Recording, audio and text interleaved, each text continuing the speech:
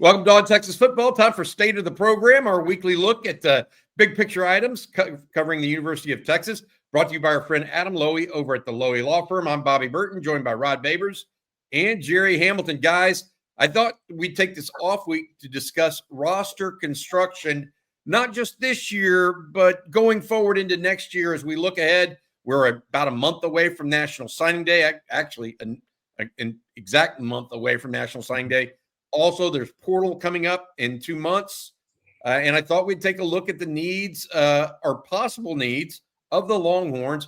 Starting at quarterback, I don't think there's going to be a need because we expect Arch Manning to return. KJ Lacey is already filling that spot that Matthew Caldwell is likely to vacate after this year to be the backup. Texas has Diabell coming in. Trey Owens expected to likely transfer, it appears. Any comments on the quarterback situation other than we think it's going to be Arch 1, Lacey 2 going into next year? Gerry, you or Rod? No, Diabell 3. I mean, he comes in January. I mean, I think that's where we think it's going to be at. And last year, Sark made a really good play to get Matthew Caldwell. I don't expect that this year. I think they really like what they've seen from KJ Lacey. And I think they'll want to start getting KJ Lacey a little experience in when they can. Now, I'm not saying in the first quarter of games, but over the course of the season, and get him ready to be a player if Arch Manning were to go down. Another thing, Sark continues to stack talent at the quarterback position, which a lot of teams can't do. A lot of programs can't do it these days, especially in the revenue sharing NIL era. I'll give Sark a lot of credit being able to stop top-ranked recruits at the quarterback position. If he can continue to do that, the future's bright there. All right, running back, Rod, I want to stick with you. We don't know the futures of Trey Wisner and Cedric Baxter, both draft eligible. James Simon has shown some stuff. Christian Clark will be back. Texas obviously has Derek Cooper coming in, the big 5-star out of Miami. What do you think Texas looks to the portal, or is it all dependent on what maybe Baxter and Wisner decide to do this offseason? I think a large part of it has to be what Baxter and Wisner decide to do. I mean, Wisner, he's got to have some NFL aspirations. We know that, but the running back position is very unique in terms of your NFL aspirations. You got a really short shelf life you're dealing with. We know they've devalued the running back position. So depending on what he's advised, someone may advise him to go. I don't know what his NIL deal is here at Texas, or what the revenue sharing may present to him. It may be a better opportunity for him to stay and maybe to maximize his value that way. So I think it'll depend on largely the Cedric Baxter health factor, because I think for him, of course, he's got to do more at this level, at the college level, before I think he can think about going to the NFL. So what's his health going to look like going forward, and then what's Trey Wisner's decision? And then I like some of the young guys. I'm a big fan of James Simon. I think he can be one of the guys you can count on there too. So the running back position, I think, is a little bit up in the air. Depending on how the season ends for that running back position, too. If Trey Wisner ends real hot, who knows? He may decide I'm riding that hot hand all the way to the league. If not, he may have some decisions to make. Gerry, I think part of the issue here is, how do you equate Cedric Baxter in this scenario? Because it's going to be 2 years, and he's still a little hobbled. He's not even 100% now. Will he be 100% next year? I mean, that's a big gamble that Texas took that risk going into this season. I don't know if they'll be willing to take that next season. Yeah, I don't think they will. I think the interesting thing will be if Wisner goes pro and if Cedric Baxter's not back, whatever happens there. I think the pie in the sky, Jaden Ball stuff, those level guys aren't really realistic, because you have a young guy in James Simon, and you have a 5-star kid in Derek Cooper coming in. And what does that create after that? The question would become, what level role player running back could you get to that's experienced to go with your younger guys? Because I know everybody wants we all know the popular names every year when it comes this time, and those are very, very, very rare that they ever go in the portal, or it would happen anyway. So I think what a portal look at running back would be more in the role player and how that would fit with experience around your younger, talented guys. Because but let's just say Wisner and Baxter left. If you brought in a starter that's put up big numbers as a running back, well, somebody else is probably going to leave right behind them.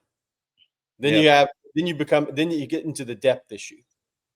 Yeah, it's interesting because we're looking at it all together here, and I think that is maybe the one position that you just got to put a big question mark on. Yep. Because to Rod's point, I mean, we don't know what Wisner is going to do. You don't know whether Baxter is going to get healthy, and so you don't really know what you need, right? Jarrett Gibson's already gone, or announced that he's leaving, so it's interesting there. All right, wide receiver. Guys, Texas should return all but maybe one wide receiver that's playing right now. DeAndre Moore is the only one that is draft eligible, Rod. Now, that being said, you have some young wide receivers behind him in Khalil Lockett, Jamie French, Michael Terry, Dalen McCutcheon surprisingly seeing more time than any of them at this point. Does Texas need a wide receiver if DeAndre Moore goes pro? What do you think there? If he goes pro, considering the track record Sark has with transfer portal wide receivers and how successful he's been in those acquisitions, I would say you should. I love my man CJ Vogel always saying, hey, every year you probably should go out there and try to look for a transfer portal wide receiver, just because I think it's the deepest position in football at any level. And you got Arch Manning, and I think bringing all those guys back is going to be good for the passing game, because now you got chemistry and continuity with that group following another year. But I think he should, if DeAndre Moore does decide to go pro, I think you should look for a receiver in the transfer portal, no question about it. You want to keep that circle of trust. I like it at four guys, maybe even 5 guys when it's pretty deep. And I think right now you got about 4 guys in that circle of trust for Sark. I'd like to keep it that way. So I think you should, no doubt, go after one. You mentioned success in the portal at wide receiver. I mean, Emmett Mosley can be categorized as a success if you played, So you're right. I mean, he's gone and had some success at that position. I think it's interesting, like, which of these freshman wide receiver are going to still be playing for Texas this time next year, because you just don't know. I mean, again, we're entering a new era of college football where you would think, oh, well, 90% of these guys are coming back. We just don't know, given this new era. All right, tight ends, Jack Indry still has another year if he wants to take it. Jordan Washington has moved up the ranks a little bit, I think, this year. Then you have Nick Townsend, Amari Winston. I don't know if Texas goes for a tight end in the portal unless Jack Indry's were to leave, because then they would only have 3 on the roster. They don't have one committed right now. We'll see what happens there. But unless Indry's goes pro, I think Texas stands pat because they like their tight ends a lot. And frankly, one more year of seasoning on all of them makes that a real strength, I think, of the Texas roster. Offensive line, Jerry, you and I were having a good discussion prior to going live on this about, what's the right approach even nowadays in college football? Is it to sign guys early or sign guys and develop them over time? Or is it to go piecemeal and try to backfill your roster with, guys that are juniors and seniors from the portal? And you just don't know the right call. It could be based on a year-to-year basis, but that doesn't allow you to grow those young guys.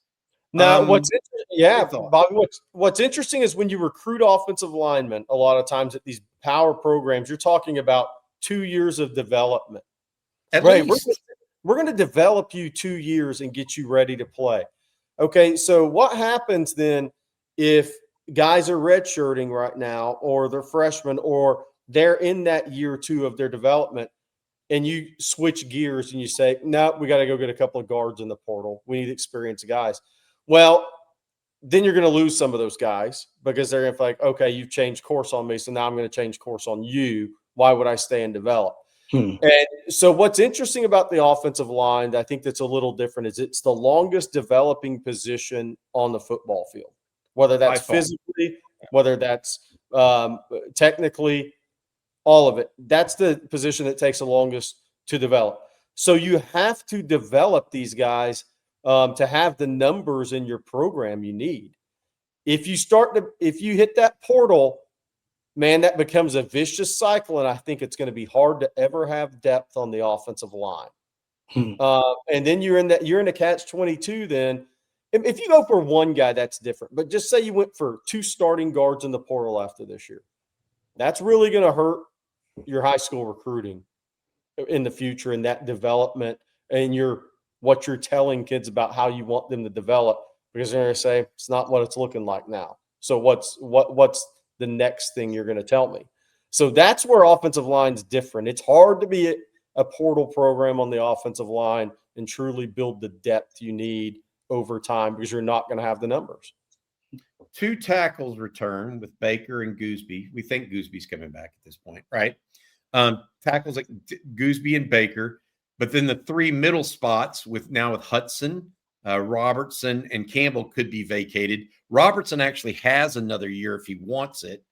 Daniel Cruz is in the pipeline at center. Gerry, we know that we've heard great things about him from behind the scenes. Nate Kibble is in the guard. Jackson Christian, another guy that's seeing some time. And then obviously Nick Brooks even started a couple as a true freshman. So it's not that Texas is devoid of talent on the offensive line. They've actually got quite a bit. To your point, Gerry, it takes longer for those guys to get ready. Is a Nate Kibble ready to start next year? We may not know that right now. Is Nick Brooks going to be truly ready to start next year? We don't know that. And so how Brandon Harris, Steve Sarkisian, those guys figure all that out, it'll be interesting to kind of watch. All right, before we get to defense, I want to talk a little about our friend and sponsor, Adam Lowy, over at the Lowy Law Firm. Each and every week we do the State of the Program thanks to Adam Lowy and his generosity sponsoring On Texas Football. Adam and his group have been helping injured Texans for more than 20 years. The Texas Law School grad operates LowyLawFirm.com. If you've been injured in a car wreck, truck wreck, automobile accident of any kind, Adam and his group specialize in it, and they're willing to offer you a free, no strings attached consultation. So they'll just talk to you and let you know what they think about your case at LowyLawFirm.com. Reach out to them, LowyLawFirm.com. Again, thank you, Adam, for your sponsorship of On Texas Football and State of the Program. Gerry, defensive tackle. Let's start there. Cole Brevard and Travis Shaw moving on. Most of the guys they have are more 3 techniques, not 0 techniques. So Alex January, Murad Watson, even Myron Charles, Josiah Sharma might be a 0 at some level, but they clearly need an over-the-ball defender. Is that kind of your thought process at defensive tackle? Yeah, I think if there's a portal guy on the defensive line, that's exactly what it's going to be. It's going to be an over-the-ball player. I think Texas really and they love Josiah Sharma, but again, you got to have more than one. And you don't. I don't think you want Murad Watson over the ball a ton. But you want to have that anchor guy if you need him. That's an experienced player. I think to go with Josiah Sharma. I think you need 2 guys because an injury comes in, you're down to 1. So I think that's what they're going to really be looking at in the portal is for that over-the-ball experienced guy that has SEC size right now and SEC strength right now. Well, it's worked.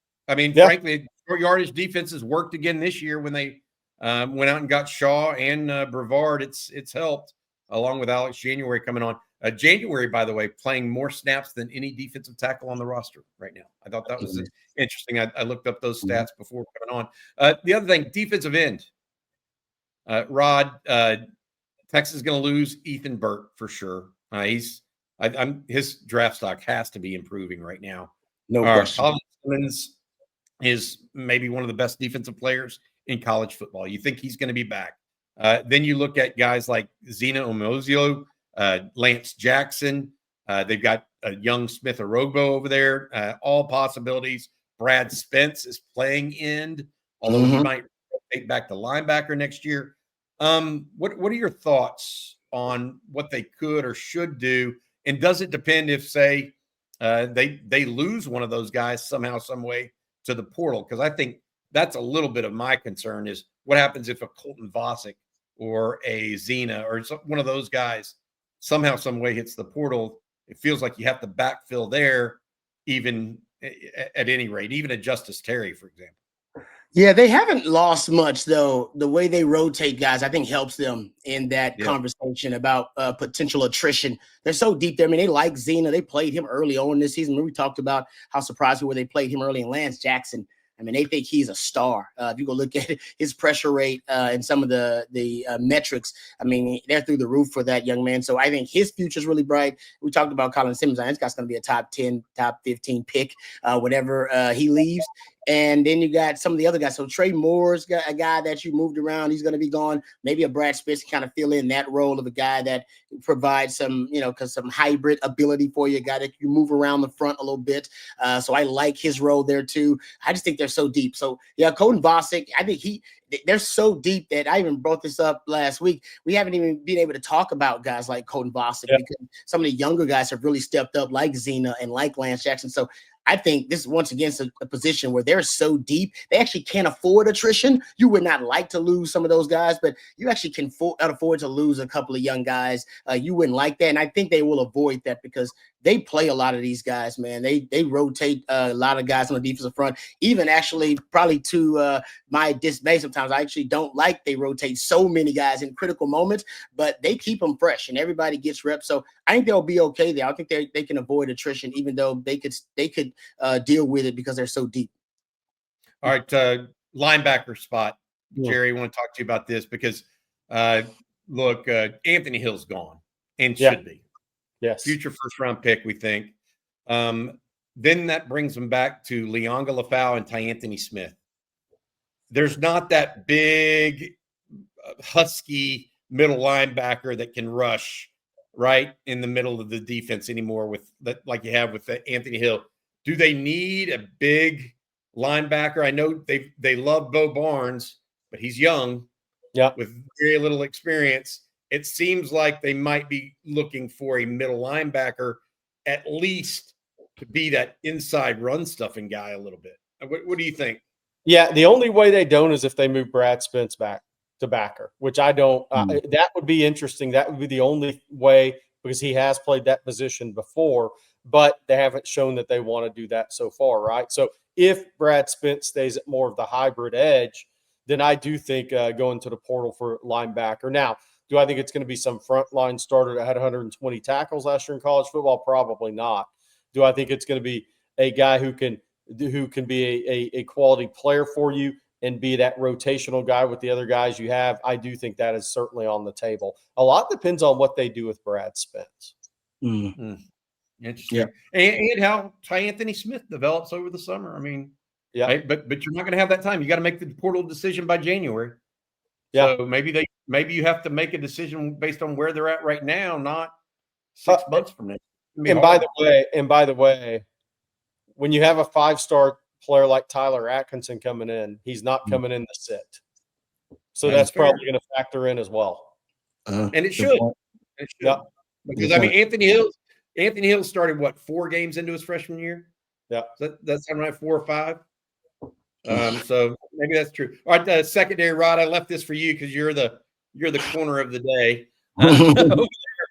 Texas could lose as many as 4 starters. This offseason. If Jelani McDonald and Manny Muhammad go pro a year early, Texas could be down on not only those 2, but also Jalen Gilbo's a starter currently, and Michael Taft is out of eligibility.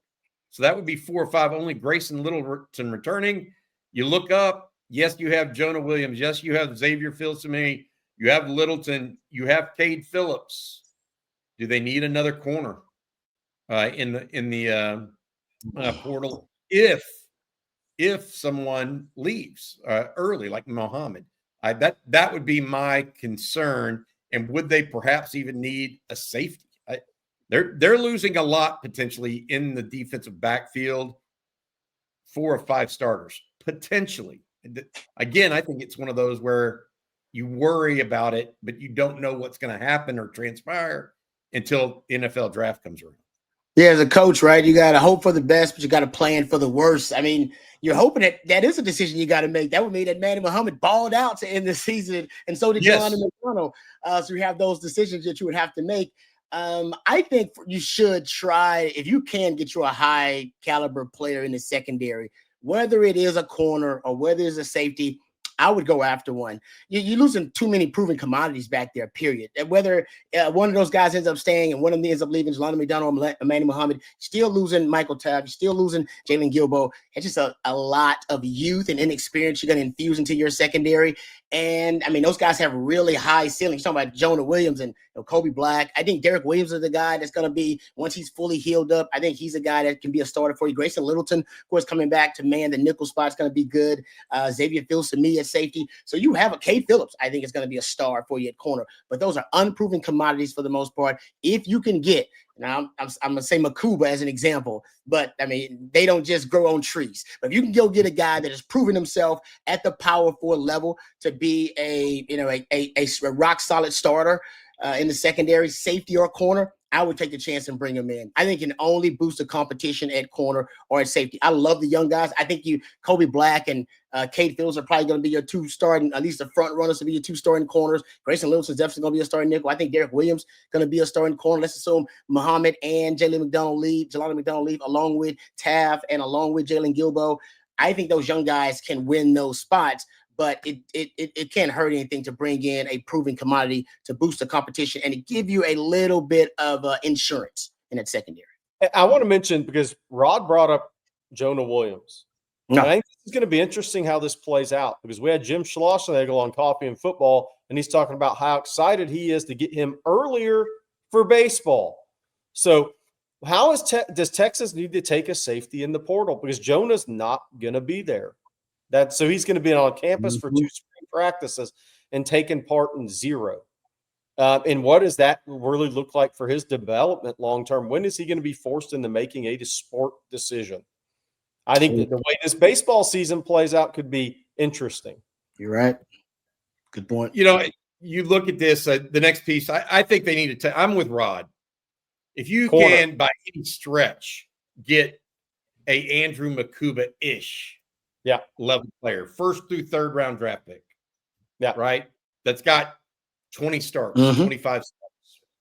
That would go a long way to adding some experience and know-how to help bring along all these guys that aren't going to have much experience. I mean, look, Cade Phillips is going to be somewhat experienced, but he's not going to be experienced this time next year. Same with Jonah Williams. I mean, only one that will be experienced this time next year. Even Kobe Black won't have a lot of experience. The only one that will be truly experienced would be Grayson Littleton. Yeah, he's only a true sophomore, so he won't have seen all of it. You know what I mean? What about special teams? And I mean this because Jack Bowmeister gone, Mason Shipley gone. We know the punter from Prosper is really good, Mikey Bukakis. He might be actually a legitimate guy that's able to take over punting immediately. Yeah. What about place kicking? Because Will Stone has already said he's redshirting and leaving the program as the backup kicker. Do they go for a kicker in the portal more so than a punter, in your opinion? So.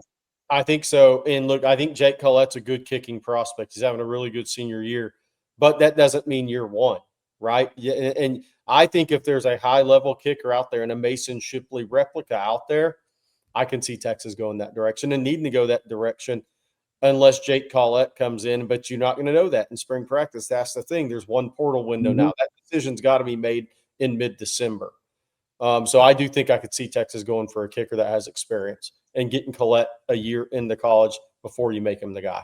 I'm with Jerry on this. I think they look for a kicker and stick with what they have at punter, because I think Bukakis might be the best high school punter in the country. So we'll see what they want. Anything you guys want to talk about before we head out on this one? The only thing I would say is a lot of this will depend on how much Texas loses. Yes. In the portal. And what that might look like, we don't have a real clue right now because, frankly, this new era of rev share, we've never seen it before. And so what this could look like in January, it's a little bit of a guesstimation, so to speak. I mean, it really is. Bobby, NIL, well, who's doing something more in NIL outside of rev share is going to be huge in recruiting in the next couple of years. And that's going to be who stays, who goes in the portal. I think there's a little bit of an unknown right now we're living through, and we're going to have to see how it plays out. Yep. Sark has been able to keep a lot of guys, away from the portal because of the culture. He talks about how when the team is winning, everybody can meet their individual goals. That will be tested now with the new rev share model. I'm with you on that, Bobby. No question. All right. Thanks again to our sponsor, Adam Lowy over at the Lowy Law Firm. If you've been injured in a car wreck, truck wreck, automobile accident of any kind and think you might be due compensation, reach out to Adam and his firm for a free, no strings attached consultation.